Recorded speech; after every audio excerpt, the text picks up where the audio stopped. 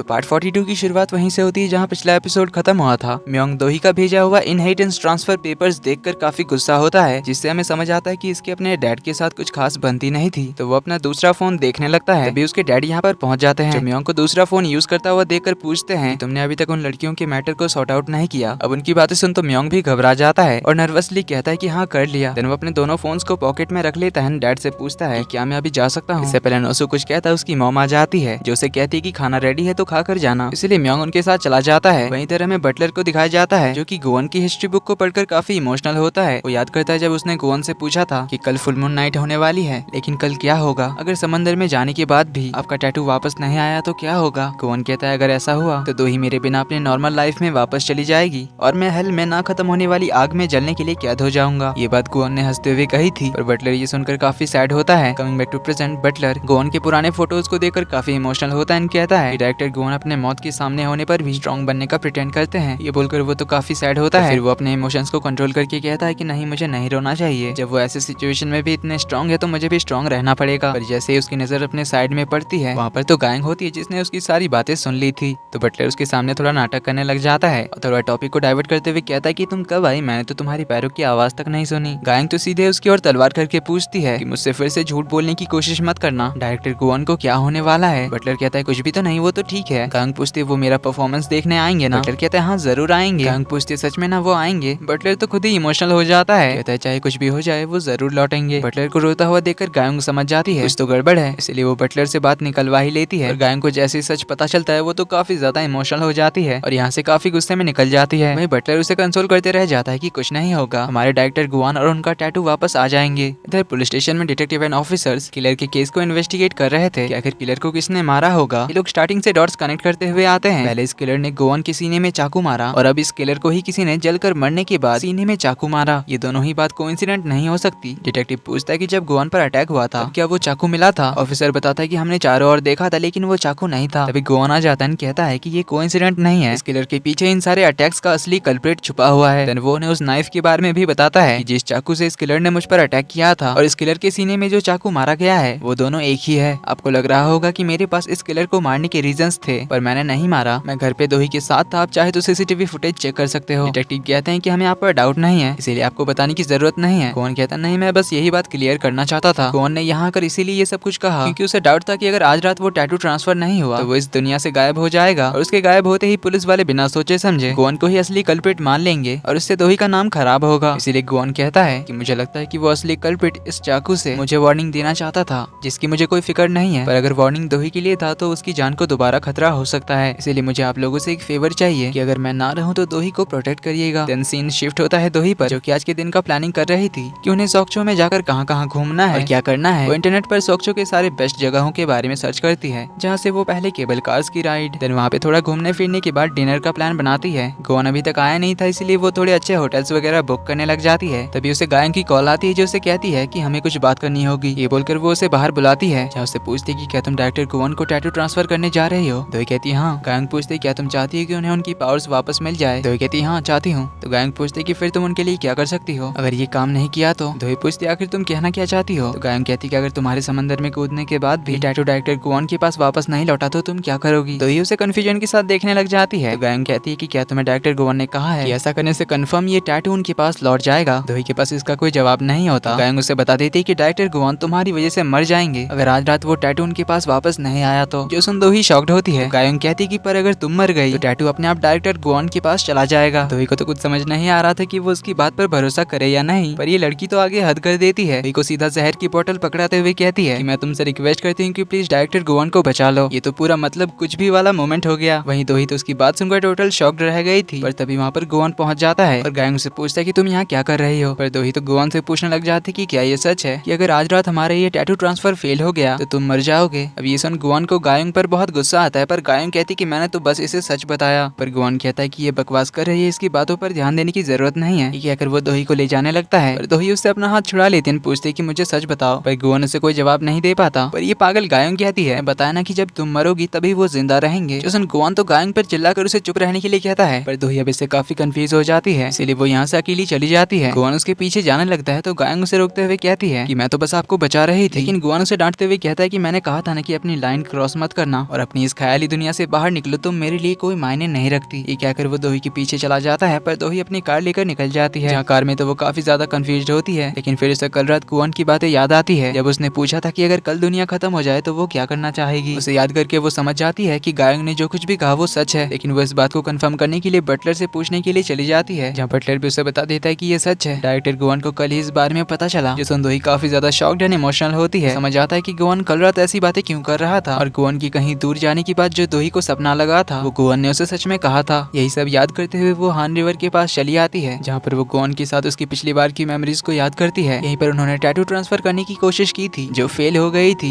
इसी बारे में सोचकर दोही काफी ज्यादा सैड होती है, पर वो यहाँ से घर के लिए निकलती है। गुआन जो घर पे उसका वेट कर रहा था, कुछ देर में दोही आ जाती है और उसे कहती है कि चलो चलते हैं, इस टैटू को तुम्हें ट्रांसफर करने का तरीका ढूंढने। इतना सब कुछ साथ में झेलने के बाद हम इतनी आसानी से कैसे मर सकते हैं, भले ही हमें समंदर में 100 या हजारों बार कूदना पड़े, हम ट्राई करते रहेंगे जब तक ये टैटू तुम्हारे पास ट्रांसफर नहीं हो जाती। मैं इतनी आसानी से तुम पे गिव अप नहीं करूंगी और तुम्हें बचाने के लिए जो करना होगा वो करूंगी। इतना कहते ही गुआन उसे गले लगा लेता है। देन द सीन शिफ्ट होता है गायंग पर। सुनवाल फाउंडेशन आती है तो जूसिया उसका वेट कर रहा था, जहाँ उसे कहता है कि मैं गुआन के उस टैटू के बारे में कुछ पूछना चाहता हूँ, क्या उस टैटू की वजह से दोही पर कोई खतरा आ सकता है। गायंग कह देती है कि मुझे नहीं पता, पर एक बात श्योर है कि आज तक जो भी इंसान डायरेक्टर गुआन से मिला उसकी लाइफ में कभी हैप्पी एंडिंग नहीं हुई है। या तो उनकी जिंदगी हेल बन गई है, या तो उन्होंने डायरेक्टर गुआन को अपनी सोल बेचकर अपने लिए हेल का रास्ता खोल दिया है। जूसा कहता है कि इतना सब कुछ जानने के बाद मैं अब और शांत नहीं बैठ सकता, मुझे गुआन को रोकना ही पड़ेगा। इस पर गायंग कहती है कि फिर आज तुम्हारा आखिरी मौका है। शिफ्ट होता है दोही और गुआन पर, जो एक दूसरे का हाथ होल्ड करके निकल पड़ते हैं सोक्चो के लिए। कुछ टाइम बाद वो लोग समंदर के पास पहुंच जाते हैं, जहाँ दोनों साथ में बैठे होते हैं। जहाँ दोही कहती है कि वैसे आज तुम फिर से एक परफेक्ट डेमन बन जाओगे, उस हिसाब से आज तुम्हारा एक बर्थडे ही होगा, इसीलिए मैं इस बार तुम्हारे लिए एक बहुत ही अच्छा सा केक बनाऊंगी तुम्हारा बर्थडे सेलिब्रेट करने के लिए। गुआन कहता है ये सुनकर तो अच्छा लग रहा है कि मेरा भी अब से बर्थडे होगा। दोनों एक दूसरे को देखकर स्माइल करते हैं और ऐसे ही शांति से बैठकर अपनी मेमोरीज को याद करते हैं, उनकी पहली मुलाकात से लेकर